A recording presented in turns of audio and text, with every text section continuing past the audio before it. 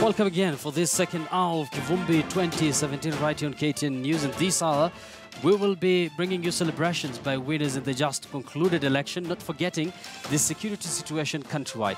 We still have our analyst in studio, and they're going, of course, to dissect for us all the day's development. And here we have some congratulatory message from various leaders across the world, of course, for the President-elect Uhuru Kenyatta. Let me begin with the UK's Foreign Secretary, Boris Johnson.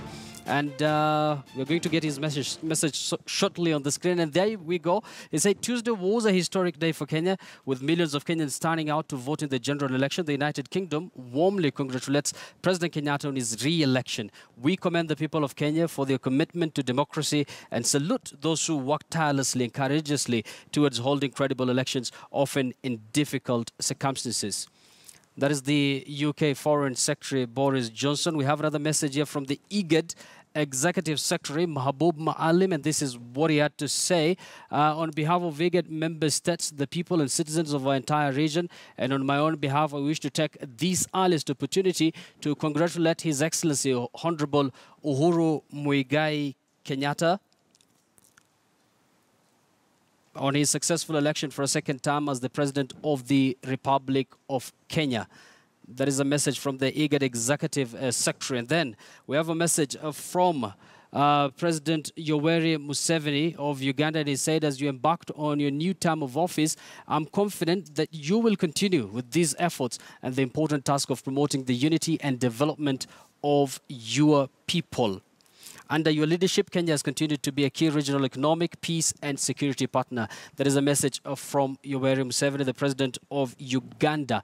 And in a tweet, President John Magufuli of Tanzania had this to say, and he said, I congratulate you, my brother Uhuru Kenyatta, upon your re-election as president of Kenya for another term. I wish you success.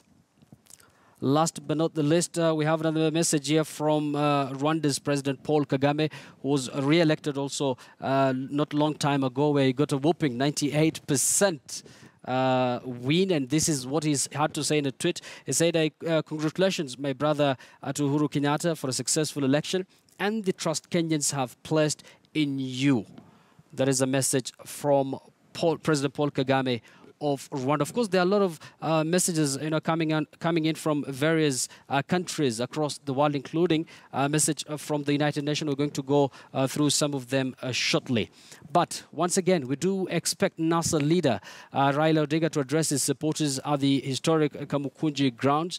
And we're going to join our reporter Shadrach Amiti, who I believe is on standby right now. Now, Shadrach, good afternoon. And what is happening on the ground at this moment? Well, good afternoon, Yusuf. Indeed, as you rightly mentioned, this is Kamukunji ground, a ground that is at the heart of Kibra constituency, one of the chief bases of Raila Odinga, the NASA leader. And so any moment from now, we're expecting that Raila Odinga and his colleagues shall be making their way into this ground, where they're expected to make a speech to the thousands of their supporters who are gathering here, and still many others are still driving in. And so when we got here, we tried to look around, and the expectation here is all about what message shall Raila Odinga be bringing to his supporters. Remember, this is not just another area, but Kibra constituency forms part of the larger constituency that supports Raila Odinga almost to the last man. And so perhaps to get just the feeling of what is going on and to get the expectation from the people who have come here to listen to Raila, we are joined with some of them who are just going to tell us what they expect. Karibu sana ndugu yangu, na kwa hivyo katika mkutano unatarajia nini kutoka kwa Raila Odinga anapokuja? The information I have so far is that the Right Honorable will not be coming because of the security of the. We have information that yesterday our leaders were turned away, and that's bringing so much insecurity in the area. So what I want from Raila Odinga is to tell us the way forward. Up to date, we are still not satisfied with what happened the other day when we voted. And what pains us so much is that when we have voted, the process was very peaceful indeed. But the tallying, we had the tallying and the transmission of the results. Then what is really grieving us again, How comes can SCS, Matiang'i, call us victims? When we voted, we were very good citizens. But now when we are out for our rights, being fired by live bullets, we are called that we are criminals. We are so much grieved, and we really want Raila to come and tell us what is on the ground. Okay, hello. We are coming from Kibra people, but whatever we are seeing today, we didn't expect to happen. Because we voted peacefully, but when coming to telling the result, there's no truth in it. So we Kibra people, we are feeling so painful to see such scenarios still repeating itself since 2007, 2013, and now it's 2017. We are so impressed because the kind of government that is ruling us, and then they are going to rule us 5 years are coming. We are so in please because if you see these Kibra people, we voted for Raila Odinga to be the president of this country. So if you see whatever they are doing there, we can't even see the form 34A and B and C. We can't see them there. And then they went on declaring Uhuru Kenyatta to be the president of this country. These people, they have a lot of impunity. But whatever we have seen in this country, if Raila cannot be announced as the president of this country, we don't think maybe Kenya will be no longer more there. Thank you. Well, Yusuf, those are just a mixture of reactions and expectations from residents here who are still coming in many numbers. We really don't understand exactly what message Raila Odinga shall be giving them, but what we are sure for is that Raila Odinga is coming any moment from now, and we are not just here alone. Even behind me, I can see so many journalists from international media houses and from the world over. So what is happening here is not just something to the interest of the locals, but it attracts the interest of the international, both national and international community. And so we are here keeping tabs, and we shall be waiting to see how Raila will be arriving in and what message he shall be having to his supporters. Back to you, Yusuf. Thanks, Shadrach Miti, for that. One final question before I release you. Do we expect the NASA leader to pass by, maybe the victims or those who've been injured during, the protest that has been taking place since Friday?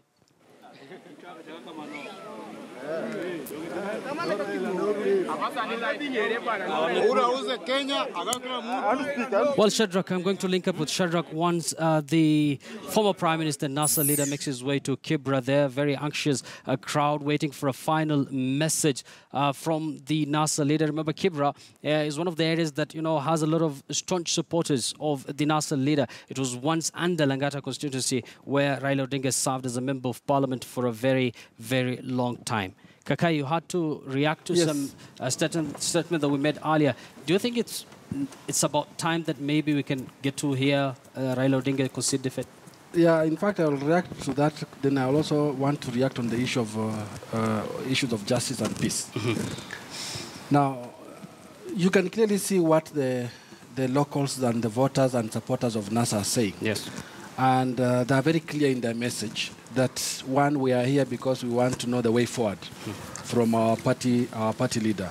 So, and then, of course, some are saying that there will be no Kenya if Raila is not declared the president, and that's now something that is far-fetched. Mm-hmm. But the actual... It's not one of the options, clearly. It's not an option. Not one of the six you mentioned. It's not one of the six that I mentioned.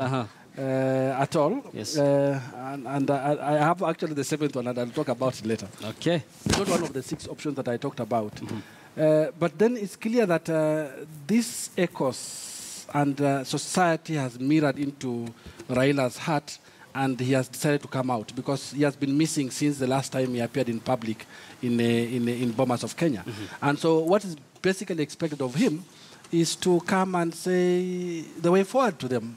We can't imagine what he's going to say, but one can only think that he's going to preach peace. That's the only objective thing that we're going to talk about, and assure his supporters of the way forward and lay it out. But then there's something that came up, and I think it's something worth talking about at this point. Yes. The ongoing debate on peace and justice.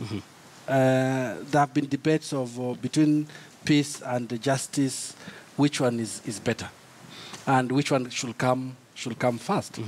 And we are not unique as a country to find ourselves in this situation because we've been there before. Rwanda has been there before. They dealt with this issue of peace and justice.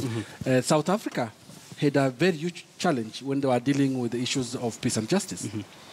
Now, in Kenya, when we were dealing with issues of peace and justice, we dealt with it in the 2007-2008 post-election violence. And that time, the constitutional reforms that took place and the Agenda 4 commissions came up with so many commissions that dealt with these issues. Now, we decided at that time to talk about the Truth, Justice and Reconciliation Commission.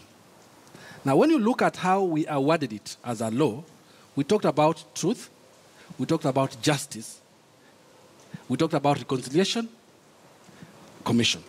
Now, it means that justice, at that point, Kenyans felt that justice should come first. Because issues of peace are coined into the reconciliation. So then we opted for that. In South Africa, they had the same problem. And then they decided to coin theirs differently and called it the Truth, Justice and Reconciliation.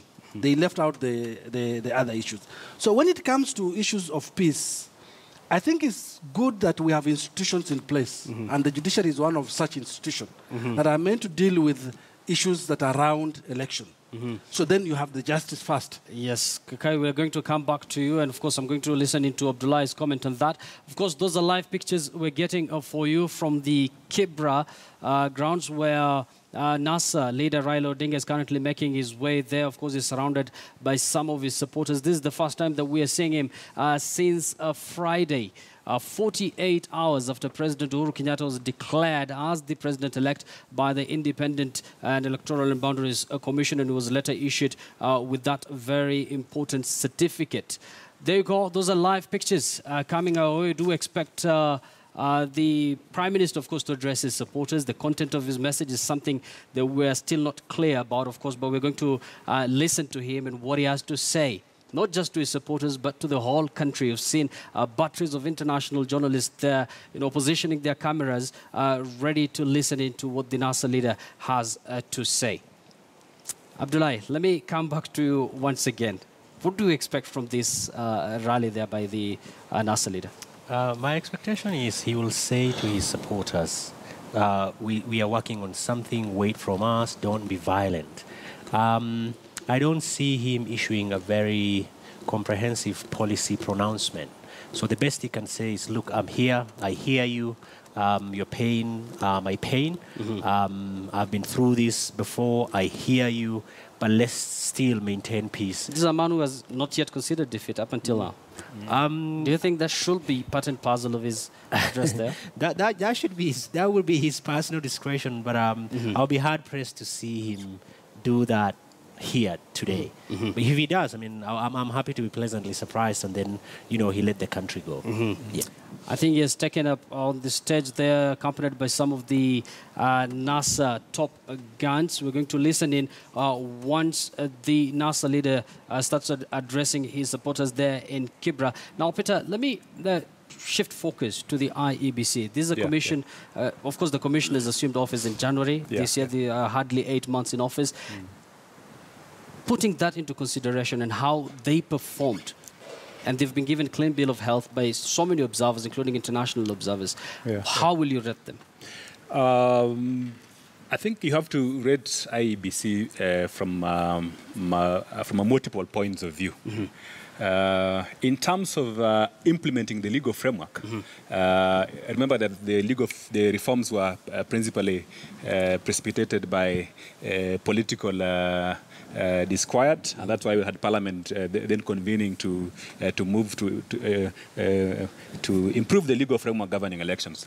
So insofar as they have responded to those changes, you get the impression that they have actually implemented the provisions of the Elections Act to the letter.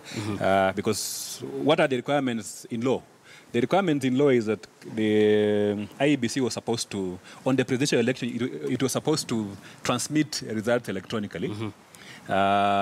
Results from the polling station are supposed to go to the constituency station electronically, and then from the polling station again to the National Tallying Center electronically. Then at the National Tallying Center, there are two issues which the Commission is supposed to do: to tally and verify So, and in terms of verification, again, there's a legal requirement that the Form 34, the Form 34s are supposed to be maintained in a public portal accessible to all parties. Yes. So, if all those requirements were met, then one can safely conclude that IEBC was able to conduct a free and fair election. However, there are certain issues, perhaps, which IEBC needs to they need to look at. One is that they need to work with their critical stakeholders, the voters.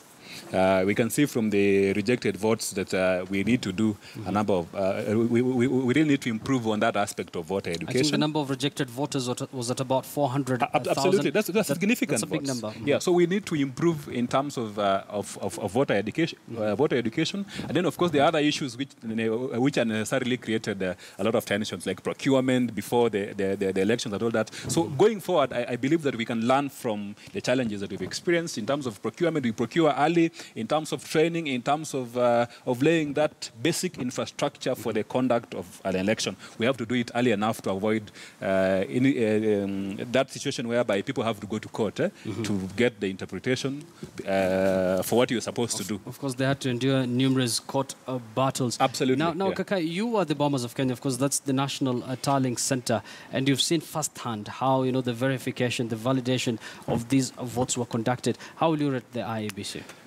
I think sometimes we often forget the history, where we are coming from as a country in terms of this institution. And I somehow speak in the sense that I've had a very close working relationship with the IBC. Before we used to call it the Electoral Commission of Kenya. Yes. And I also worked briefly under the then Kivumbi Commission as the coordinator of elections in 1997 election. So I have a bit of experience of how we've moved and developed this institution. So let's talk about the history, where we are coming from. Then we can end up analyzing how we can judge them. And I agree with what my colleague is talking about. When you look at the Kivumbi Commission, it had its own challenges. And Kenyans really wanted to reform the institution. And then ECK, the Electoral Commission of Kenya, and end up reforming the institution, because the reforms in the electoral process in this country have been for a long period of time. Yes. So we reformed the Electoral Commission of Kenya, and we abandoned the ECK, and it messed the election, which everybody agrees that it messed. But those were reforms that were electoral in terms of nature, and they were good processes. Then we abandoned it, and we put the interim Electoral and Boundaries Commission, which was very short-lived. Then we also reformed it, and then we abandoned and then appointed the ECK, the former Isaac Hassan's commission. Yes. Now, which is right now the model, the constitutional model and the legal framework and various regulations that govern elections are governed under what actually went through. So the beneficiaries of this good legal framework and regulations is actually the Isaac Hassan's commission and the current commission. So if we were to judge and analyze how the Kivumbi Commission did, before that was the Chesoni Commission, how they did, we will be unfair in the sense that they were operating under very limited legal framework. So then the scorecard only comes in from the Hassan's commission and the Chebukati Commission. Now, so we have come a long way in terms of reforming the institution. Now, when we look at how we can judge them right now, one, when you look at the observer missions, and that's why it's important to talk about observer missions. The observer missions in this country were 10 in total. And they've been in the country for, like the Carter Center, for example, has been in the country for more than 4 months. They dug and went and sat with IEBC completely and understood how IEBC is supposed to deliver this election. What is the legal framework? What are the policies? What are the regulations? How are you doing it? Voter registration and so forth and so on.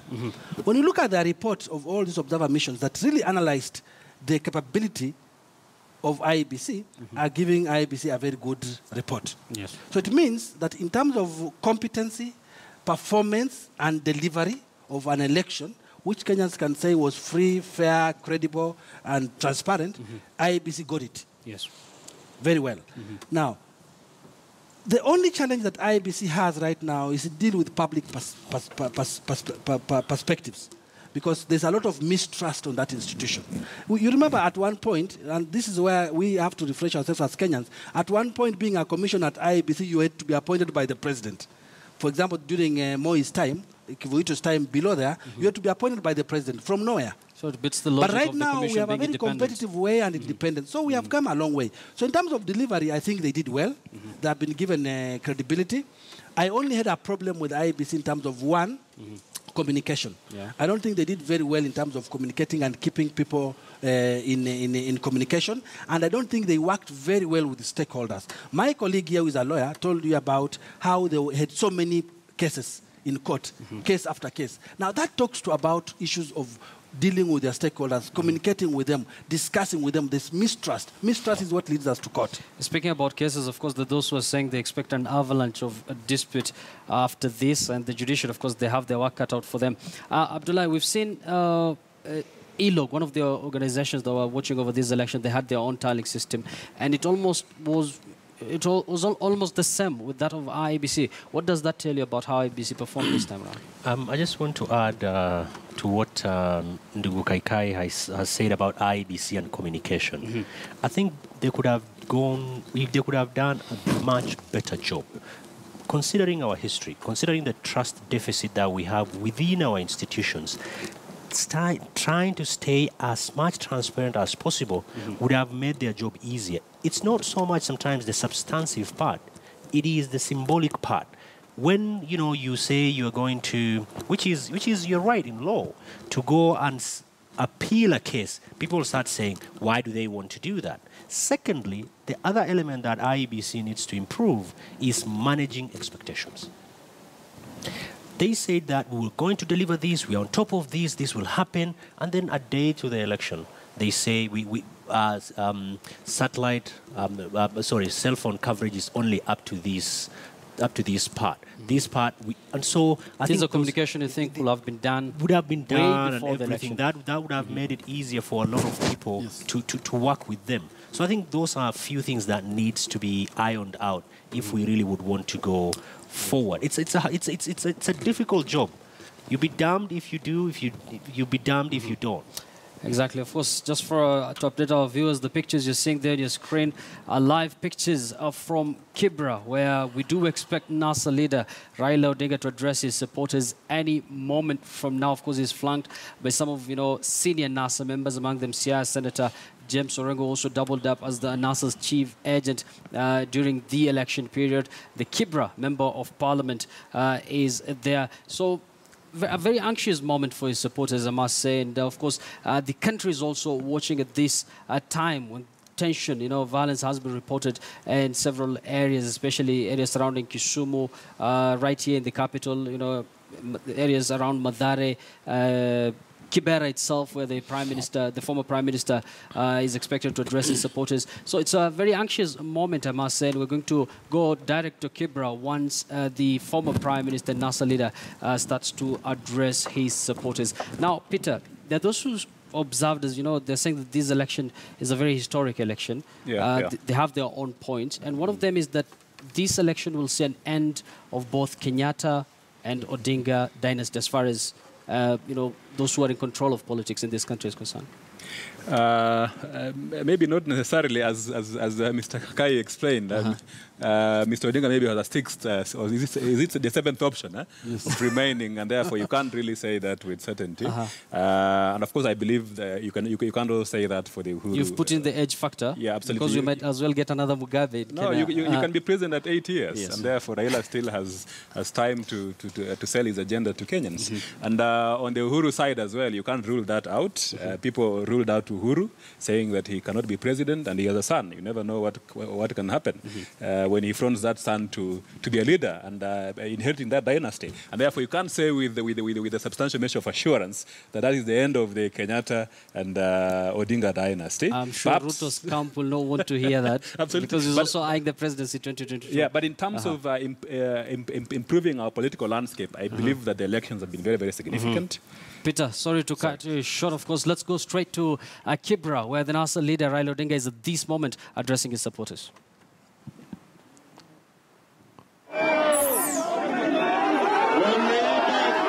Anataka kuiba ushindi wetu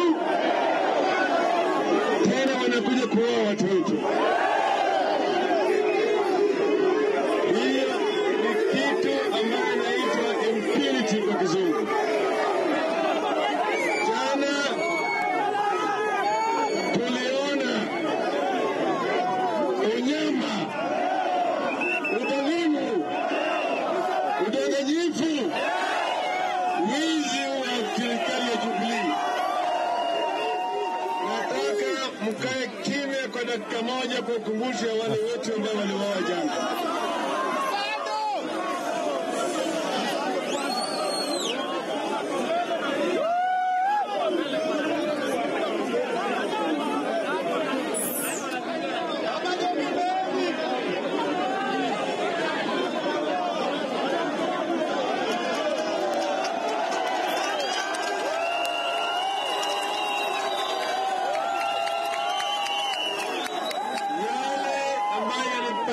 Jana hapa Kibra, Madhari, Kisumu, kwingineko yote tulitabiri wiki 3 iliyopita.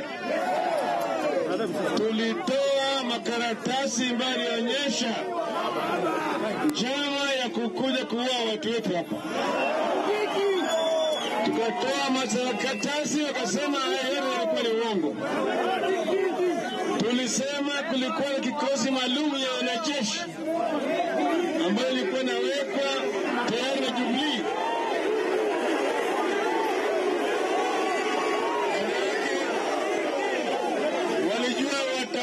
Walijua watashindwa, na baada ya kushindwa watajaribu kuiba.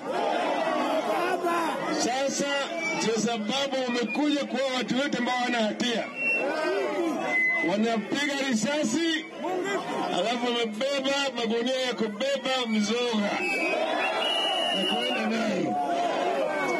Hii ni vitendo ambavyo vilifanyika kwenye nchi kama Haiti na Papa Doc Duvalier.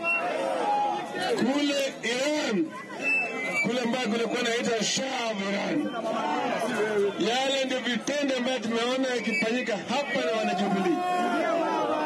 Lakini yule Papa Doc Duvalier alitolewa. Shah wa Iran alitolewa. Jubilee vile vile. Jubilee vile vile.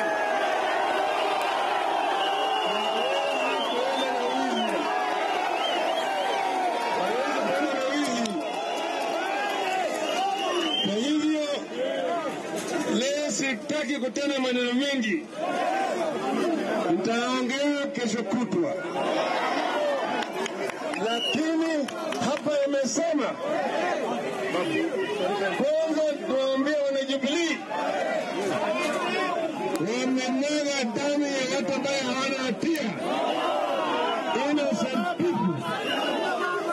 Watalipa damu hiyo ya watu wote ambao hawana.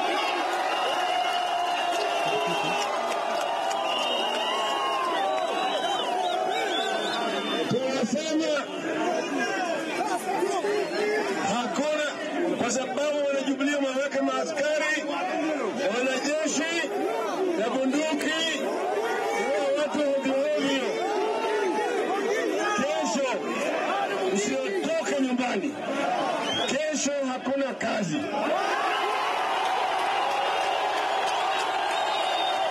That was my fear. Tomorrow no work. That was my fear.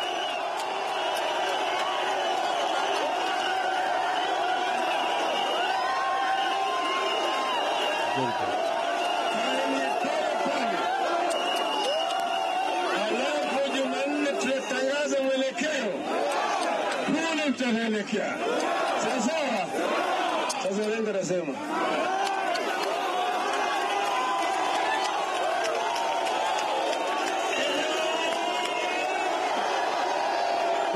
Where NASA leader Raila Odinga has just finished addressing his supporters. He has been very economical with his words, saying that he's going to make a final message or some final decision on a Tuesday. At this moment, Senator James Orengo also doubles up as the chief agent of NASA during the elections, is at this moment addressing the crowd there in Kibra. Well, Kaka, it seems this is a man who's not yet ready to concede defeat. Yes, and you know, we say, lawyers say that the law is an ass. Mm-hmm. The sense that what he's doing is a beneficiary. Mm-hmm. What he's doing is a beneficiary of the law. So when we say the law is an ass, it's exactly what it is. Mm-hmm. Because the law doesn't stop or prohibit picketing. and demonstrations, as long as demonstrations are peaceful. Yes. And I didn't expect that. I thought that Honorable Raila will talk more on the remain calm, remain peaceful, let's resume work as we sort out these issues. But he opted to go for what he likes most or best in terms of let's not go to work. Now, what does that mean? What that means is that he's not given up. What that means that he has taken the seventh option we talked about here, that he will still reconvene himself and push and lobby mount a defense for 2022. That's what exactly he's doing. And he's also leaving people in abeyance. You don't know when he says that kesho kutwa or the day after tomorrow we will that should be on Tuesday. We'll unleash the roadmap. We are into a long battle with the politics. We thought that we are going to settle or not. But then what it means that tomorrow things will not be normal, things will not be good, because the question that I'm asking myself is what will the government react, or how are they going to react to this statement? And of course the government will react by doing what they have to do in terms of ensuring that people go. 2 days ago, the cabinet secretary to the cabinet released public service, released a communication saying that things should go back to normalcy and people can go back to work. But with this kind of approach to issues, it means that we are in for a long haul. I agree on that issue. And Peter, before you react to that, there are two messages, I think, from the rally there by the NASA leader. Yeah. He's telling people not to work tomorrow, and he's saying he's going to announce his next move. That should be on Tuesday. Yeah. I think that the message from Raila is very clear to his supporters. They shall not give up. I think that's the implicit message that Raila is sending to his supporters. And until he announces the way forward, they should stay put. You know, that is not very good then for purposes of stabilizing that environment, the pent-up anger and emotions, and of course the demonstrations, which we most likely will then increase. And the statement that tomorrow people will not go to work, then now really caps it up. So in my view, Raila is not going to concede anytime soon, and you can clearly see that he's strengthening his resolve to challenge. I don't know whether he wants to challenge the victory or he wants to pursue that narrative of checking the government by saying that no, we can't support you.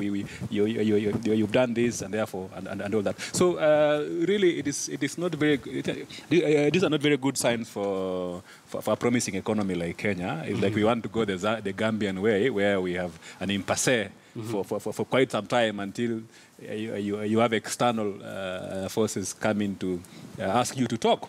It's an issue which they can talk. It's an issue which can be discussed on the table and negotiated. And what Mr. Kakai raised earlier on is very, very significant. I think the concerns by the supporters of Raila is really justice.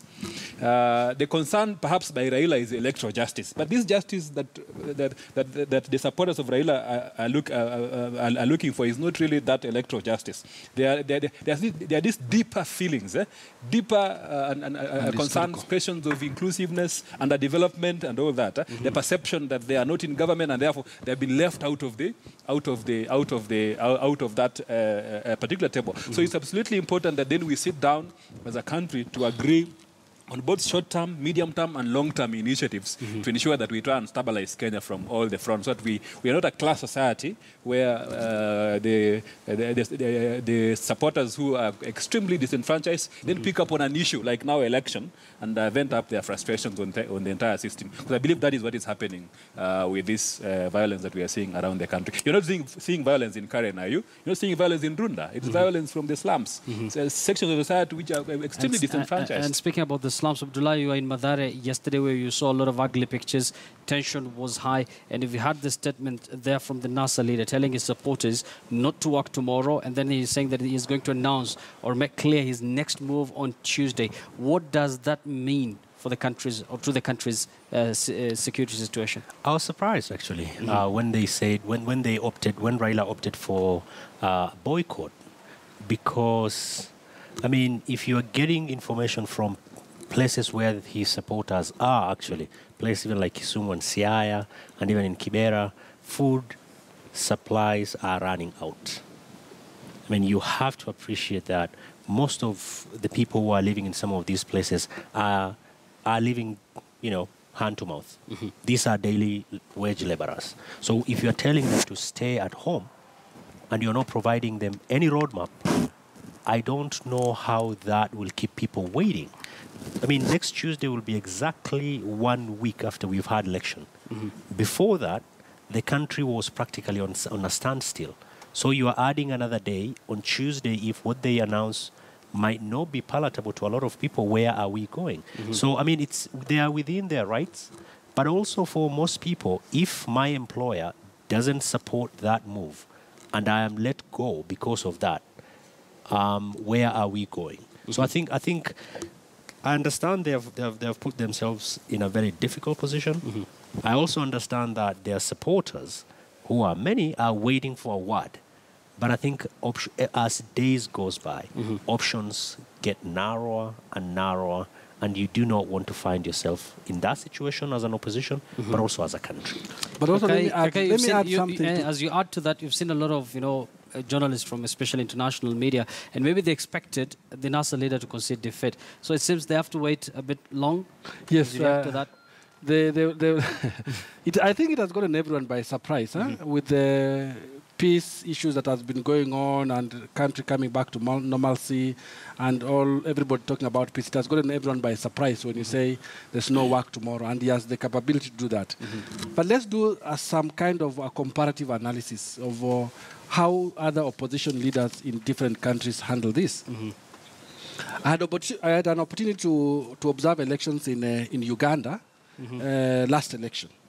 And what happened in Uganda, when Kizza Besigye lost the election, he decided to do a similar thing in terms of boycott, and people are not going to work, or if they are going to work, they had to walk. And the government reacted. So how the government of Uganda reacted was to place Besigye under arrest within his own compound, and that's a challenge. I hope that it doesn't reach to that level in Kenya. This is a very delicate matter. As much as we'd like to comment about it, of course, we're going to listen to what these leaders have to say and analyze it later once we get the whole statement from the opposition. But let's focus on the politics of this election and how it was concluded and how both Jubilee and NASA performed. Peter, from your own observation, you've seen. You talk about the National Assembly. Jubilee has a majority when you come to governors, women representatives. I don't know about MCAs, but what does that tell you? Why do you think NASA lost with that kind of margin? I think NASA lost because of lack of strategy, a poorly executed strategy.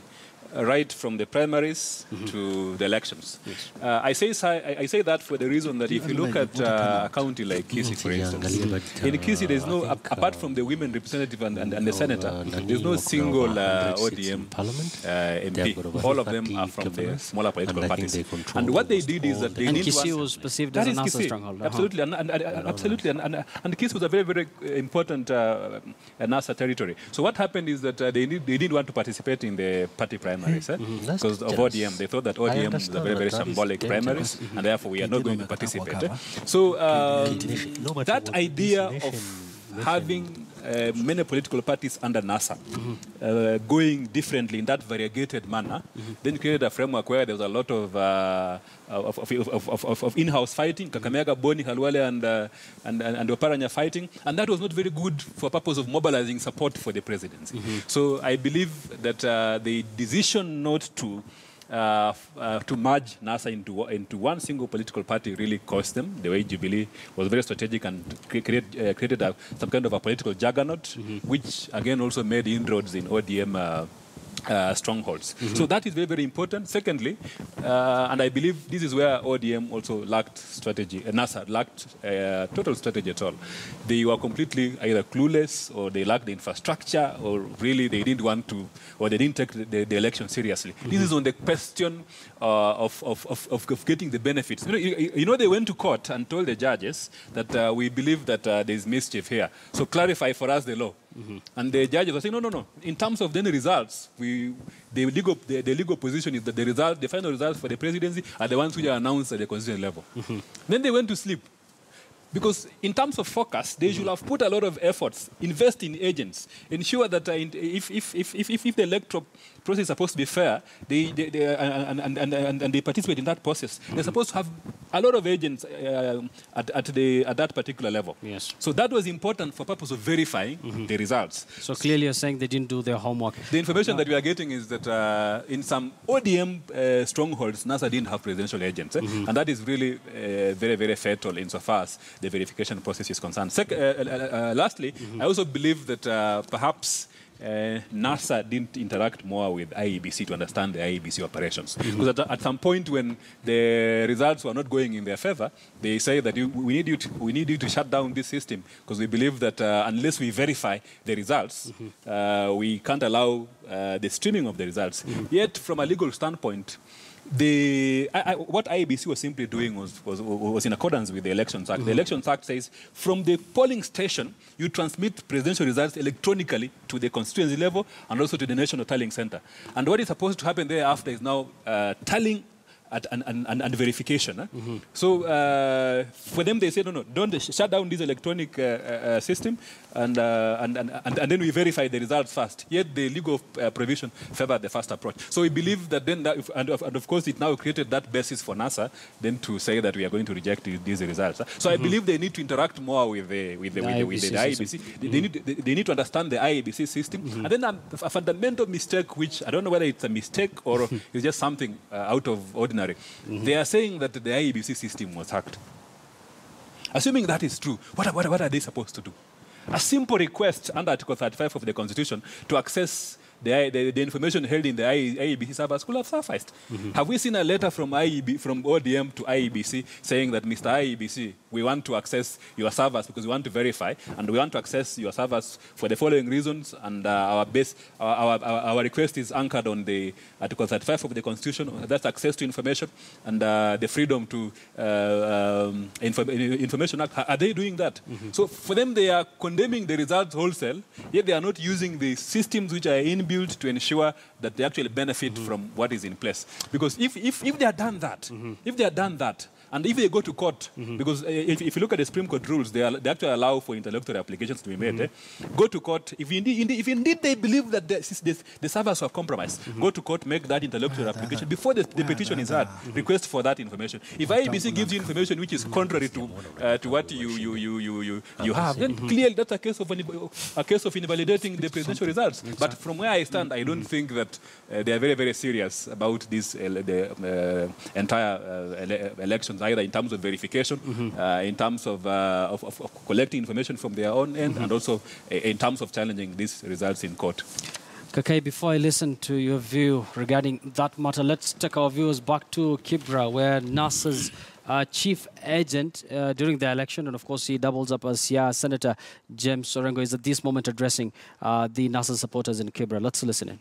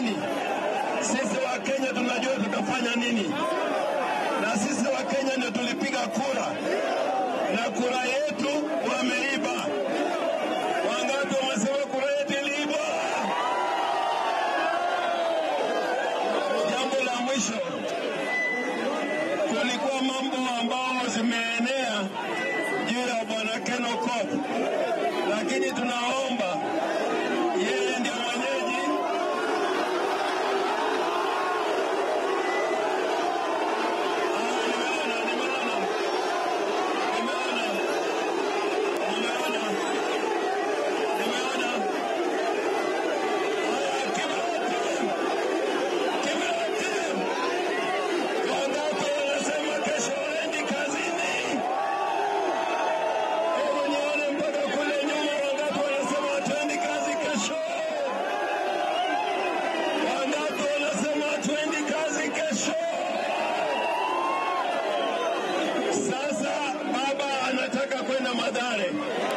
Mmekubali baba aje Mathare?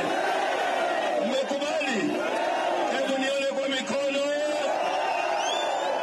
Na kesho hakuna kazi. Hakuna kazi. Hakuna kazi. Hakuna kazi. Asanteni sana.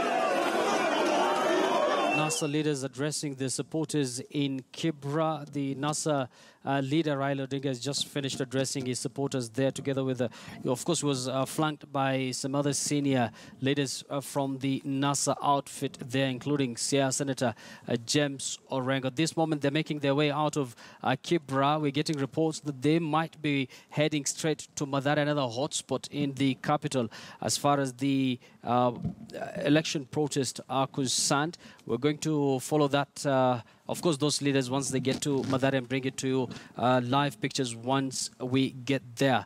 And Abdullah, from the message that the NASA leader has made in Kibra, you've had Senator also make his remarks. What do you observe from all this?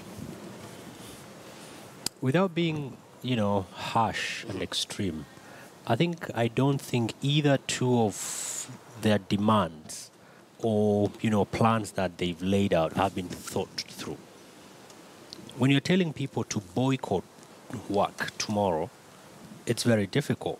Secondly, when they say they should boycott Nation TV and Nation newspapers, I don't know how those things are going to bring the justice that they would want. Mm-hmm. Okay. I was listening very keenly to what NASA delegates are talking about, and I feel disconnected. Just like any other voter probably who was for NASA or Jubilee will feel completely disconnected because I don't know what recourse they are looking for. And they're not communicating clearly what they want to do. And clearly in law, there are options which are there. So I don't know what really they are looking for. However, they are saying that they will communicate clearly the roadmap on Tuesday. Maybe we have to wait until Maybe we'll Tuesday have to wait until Tuesday to get a clear picture. Before we went to Kibra, we were talking with Peter here about why NASA lost. There are those who were saying that they had brilliant boardroom ideas that they never implemented. Yes. Elections in most elections are won through boardrooms. And you must have a team, you must have a strategy, and as the people going into the election, you must listen to your experts and to help you this. Now, clearly, just going by the results, if we are to go by the results, Jubilee had an upper hand in terms of planning, management, planning, and executing campaigns, and the entire process. Now look at then Jubilee. What if you compare the 2013 results and now, Jubilee, what they did was to maintain the 2013. So they maintained they maintained their stronghold. Two, they raided in NASA's stronghold. And I'll give you examples why. And then you can, with that kind of example, you realize that Jubilee was more organized. There's no single vote that Jubilee lost in that 2013 compared to now in their strongholds. They actually ended up adding. Jubilee then raided the strongholds of NASA. And I'll give you an example. In Bungoma, we are having about 3 members of parliament actually, coming from Bungoma. In Bungoma and Bungoma was seen and perceived. There are actually 4. There are actually 4, yeah, exactly. 4 MPs in total 12, coming from Bungoma. And in total 12 from Western. And that was seen to be a stronghold of NASA. Now, in our spirit of voting, Kenyans voting, they vote with a 6-piece. So it's the likelihood that these people voted for MPs on Jubilee ticket also voted for the presidency. We are not seeing a narrative on the other side where NASA is saying we gained. So Bungoma, Western region, NASA did a good, Jubilee did a good job. Let's go to swing counties like Kajiado, for example. Kajiado was also perceived to have been a stronghold of NASA. It didn't happen like that. The Suso declaration completely changed the dynamics. And so we saw votes coming in from there. Look at Narok, for example. It's another place. Speaking about Suswa declaration, I remember a Tanzanian presidential candidate, is it Lowassa? Yes, Lowassa. Lowassa came well. and supported the current president right now. So it changed the dynamics for NASA. Look at Mombasa and some parts of Mombasa. We've had some Jubilee MPs coming on from that coast region. So what are we saying? What we are saying is that Jubilee maintained their votes and Jubilee raided in NASA's region. Look at the number of visits and flights and campaign rallies that were done in Mombasa by the Jubilee, the rallies that were done in Western and rallies that were done in Kajiado and in Narok and in Nakuru. Clearly translated into votes for Jubilee. Yes. Yeah. Abdullah, I understand you are well conversant with politics in northern Kenya. Did Jubilee also, they did well in northern Kenya as well? It was a whitewash for NASA. I mean, like, apart from Turkana, the entire Northeast and North Rift voted Jubilee. But like Ndugu Kaikaya has said, I think NASA didn't help their cause when they never visited Marsabit. They only had one MCA candidate who was not going to win either way. You know, it's very strange even in Mandera, where Roba, who was in Jubilee, went against the Council of Elders under the negotiated democracy, and he still retained his seat. In Garissa, Duale reigned. It's just Turkana, where Nanok, on the strength of his own personality and record, managed to win. So, Peter, this begs the question, how will NASA leader then go ahead and turn tables? You know, he's saying that he has been rigged out, but if you look at the numbers in National Assembly, governors, you know, you talked about women representative, it seems Jubilee have carried the day. Absolutely, and in law we usually say you need to ask, for obvious fact, you need to ask the man in the omnibus, that bus. With all these statistics, if you ask that person who is traveling in a bus, what is the likelihood that NASA lost elections? They will tell you the results are consistent with a Jubilee win.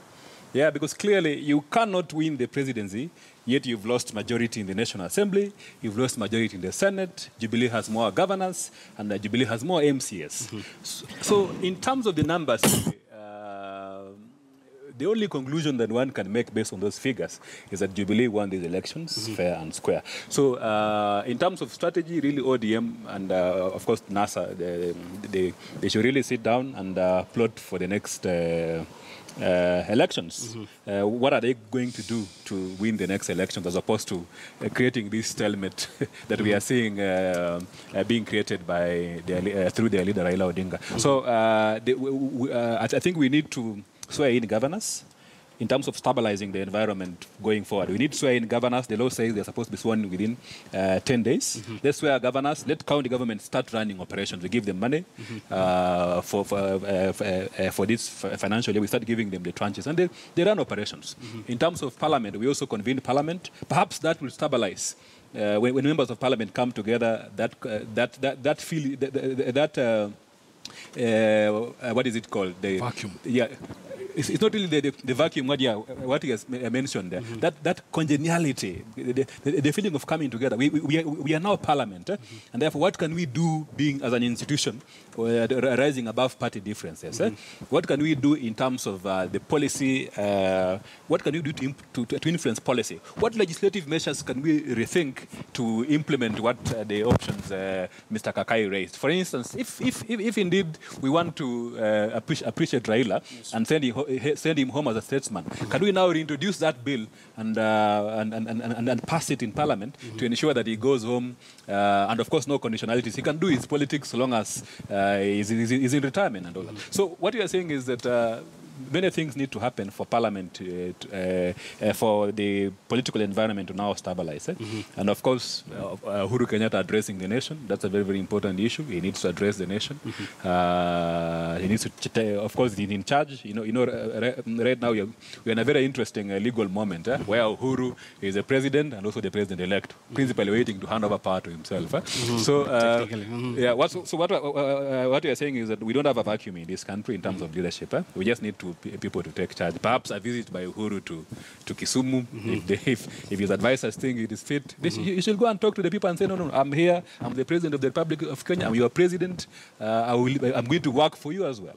And of course, that will then stabilize the tension that we are seeing now. Of course, that's a decision his team maybe have to make. Kakai, once again, we have NASA governors, we have NASA women representatives, MCAs and members of parliament. It seems they've not raised queries as far as the election outcome is concerned. They're only interested in the presidential outcome. Yes, of the six, first and foremost, I must, first of all, I do recall that I was at the Bomas. In fact, we were with you. And I do recall that the president came out very clearly and gave a speech. Yes. And the speech actually said that I call upon my brother, my elder brother. Those are his words. I call upon my elder brother, Raila. You are a worthy competitor, but let's join hands together and build this nation. So that was very reconciliatory of the president. Now, yes, NASA fielded so many seats of the six. And as I said before, the challenge seems to be only the presidential vote. I don't see any other person bring up issues saying that our election was also stolen. However, we are hoping that maybe they are there. They're not complaining. They are waiting for the time to start filing the petitions, complaints. But I think the focus is not anymore about the MCS, the women representatives, the senators, the MPs, and the governors who lost the election. I think it's about the big prize in terms of the presidential vote. And still that brings the issue of why is the presidential vote so competitive?